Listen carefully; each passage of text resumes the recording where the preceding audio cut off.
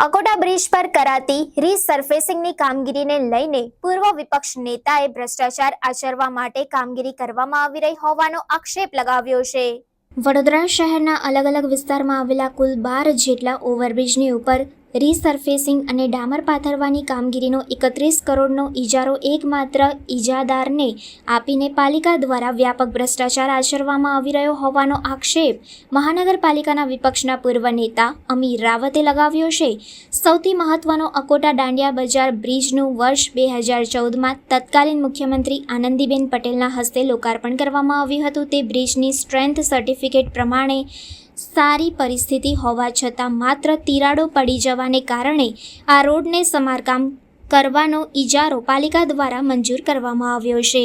અકોટા દાંડિયા બજારના બ્રિજની સ્થિતિ જોતા હજી આવનારા 3 થી 4 વર્ષ સુધી આ બ્રિજને કોઈપણ રીતે નુકસાન થઈ શકે તેમ નથી। તેમ છતાં માત્ર ઇજાદારને ફાયદો કરાવવાના હેતુથી પાલિકાના સત્તાધીશો દ્વારા ઇજારો આપી દેવામાં આવ્યો છે। હાલ અકોટા દાંડિયા બજાર બ્રિજ ઉપર રોડ રિપેરિંગની કામગીરી પણ શરૂ કરી દેવામાં આવી છે, જેના પગલે બ્રિજની એક તરફ આવવા જવાનો માર્ગ ખુલ્લો રાખીને બીજી તરફ આ કામગીરી હાથ ધરવામાં આવી છે, જેને લઈને વાહન ચાલકોને પણ ભારે હાલાકીનો સામનો કરવો પડી રહ્યો છે।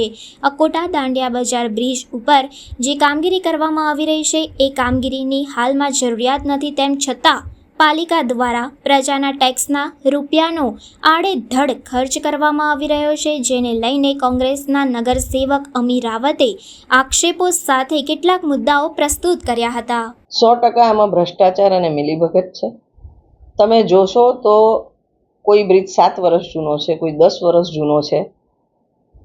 બ્રિજ પર તમે વિઝિબલી જોશો તો એની સરફેસ સારી છે। તમે ફતેગંજ બ્રિજ હમણાં એક સાઈડ થઈ ગયો છે, એક સાઈડ નથી થયો, તમે જોશો તો જે સાઈડ નથી થયો ને થયો છે એમાં તમે મેજર ડિફરન્સ નહીં શોધી શકો।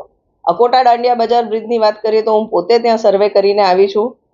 માઇનર ક્રેક્સ છે, પણ એ ક્રેક્સ એટલી મોટી નથી કે એને સ્ટ્રક્ચરમાં પાણી જાય। અમે ઓફિશિયલી કાગળ બી લખ્યો છે મ્યુનિસિપલ કમિશનરને કે એમાં પેનિટ્રેશન ટેસ્ટ કરાવો, અને જો સીપેજ નીચેના સ્ટ્રક્ચર સુધી જતું હોય તો 10 વર્ષમાં આ રીતનું કેરેજવે હોય તો ડેફિનેટલી બાંધકામમાં ખામી હોય તો જે બ્રિજના ઇજારદાર હોય એના પર એક્શન લેવાવી જોઈએ।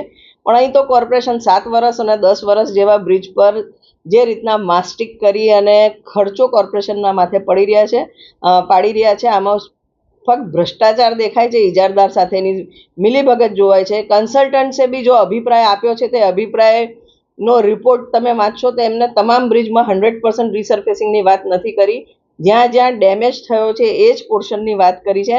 અને સૌ પ્રથમ તો 7 વર્ષ ને 10 વર્ષના પીરિયડમાં આરસીસીની કેરેજવે કઈ રીતના ડેમેજ થાય આ મોટો પ્રશ્ન ઊભો થાય છે, અને આ બાબતે તપાસ થવી જરૂરી છે।